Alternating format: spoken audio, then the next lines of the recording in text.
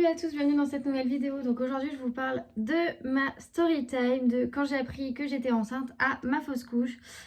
Donc j'avais très envie de vous aborder ce sujet-là parce que j'ai eu quand même un très gros vécu sur cette chose-là. Et je me disais que pour toute femme qui l'ont vécu, très clairement vous n'êtes pas seule en fait. Enfin je l'ai vécu, je sais ce que c'est.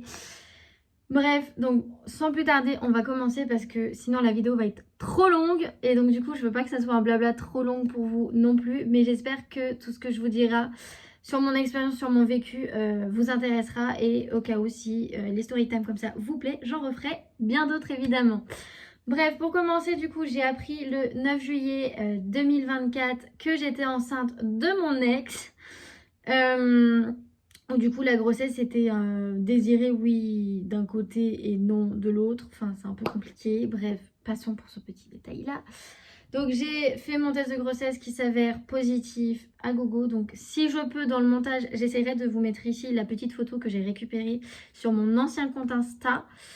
Parce que sinon, j'ai plus aucune photo, du coup.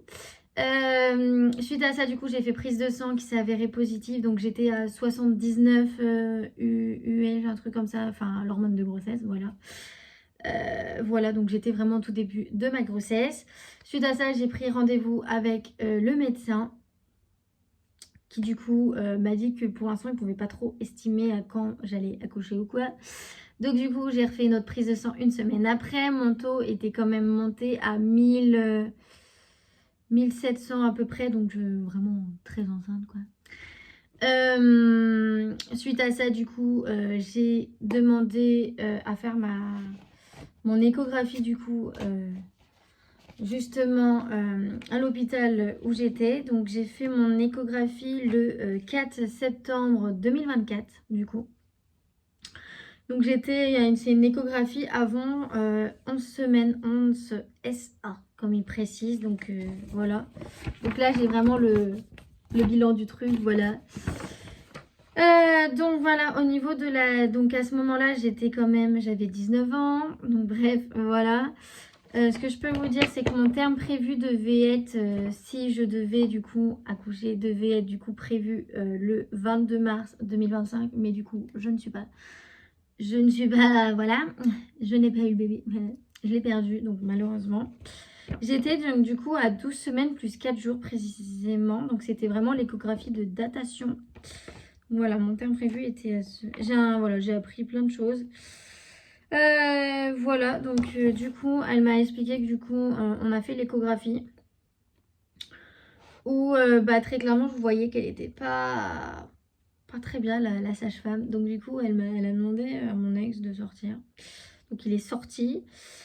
Au final, du coup, il s'est avéré que du coup, elle m'expliquait que malheureusement, ça faisait presque un mois que le cœur du bébé ne battait plus. Donc du coup, c'est super. Enfin, grossesse ultra-utérine interrompue. Donc voilà, voilà, absence cardiaque, voilà. Voilà, j'ai évidemment du coup les échographies que je vous mets là. Voilà. Et du coup, j'ai perdu, voilà.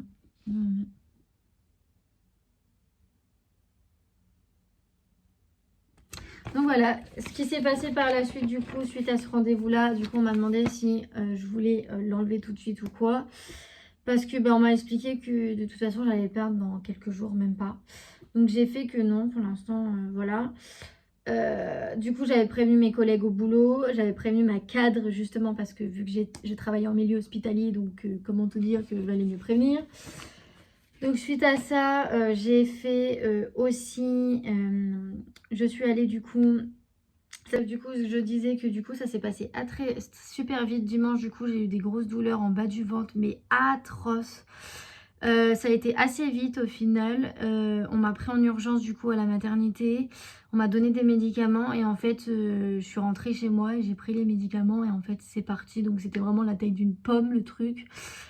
J'ai énormément saigné, j'ai eu énormément de douleurs, enfin des caillots de sang et tout. Par contre niveau psychologique c'est super chaud. J'étais pas non plus hyper bien entourée, donc voilà. Par contre on m'a fait faire un énorme bilan sanguin pour vous dire. Donc du coup je l'ai gardé parce que vu qu'il est assez récent, ben... Bref, douleur horrible, tout ça, enfin bref. De mon expérience sur du coup la fausse couche, ça a été assez traumatisant je trouve. C'est une expérience que je souhaite à tout le monde de vivre en étant accompagné de quelqu'un. Moi c'est vrai que j'étais dans une relation avec mon ex qui était très compliquée. J'avais pas autant de soutien que j'aurais voulu avoir. J'étais pas... Voilà. Au jour d'aujourd'hui, je suis très heureuse d'ailleurs de ne plus être avec cette personne. Je suis malheureusement... C'est horrible de le dire, mais malheureusement, je pense que ce n'était clairement pas la bonne personne et c'était pas du tout le père que je souhaitais pour mes enfants plus tard. Donc du coup, je suis très heureuse d'être avec la personne avec laquelle je suis actuellement. Et tout se passe très bien, donc voilà. Mais niveau de mon accouchement, enfin de ma grossesse, tout ça, de mon début de grossesse, ouais. En sachant que vous connaissez tout le monde, enfin tout le monde prépare, genre tout le monde est content quand on apprend qu'on est enceinte. Tu vois, tous ces petits moments où tu te dis, waouh, ça y est, t'es enceinte, donc vas-y, il faut chercher les affaires, il faut prendre tout ça. Tout ça, donc bref, en tout cas, nous, j'ai eu cette petite phase-là, du coup, l'année dernière, mais du coup, ça s'est passé très très bien. Et au final, certes, j'ai fait une fausse couche, malheureusement, c'est la vie. J'espère que dans l'avenir, tout ira bien non plus, mais voilà. En tout cas, si mon expérience du coup sur ma grossesse, enfin mon début de grossesse et ma fausse couche vous aura plu, sachez juste une chose, je en parle librement, je suis très ouverte d'esprit là-dessus, donc n'hésitez pas si vous l'avez vécu ou si des amis à vous l'ont vécu, de venir m'en parler via un petit commentaire ou via sur mon compte Instagram. De toute façon que je vous mets généralement en barre d'infos et qui est au niveau de mon générique.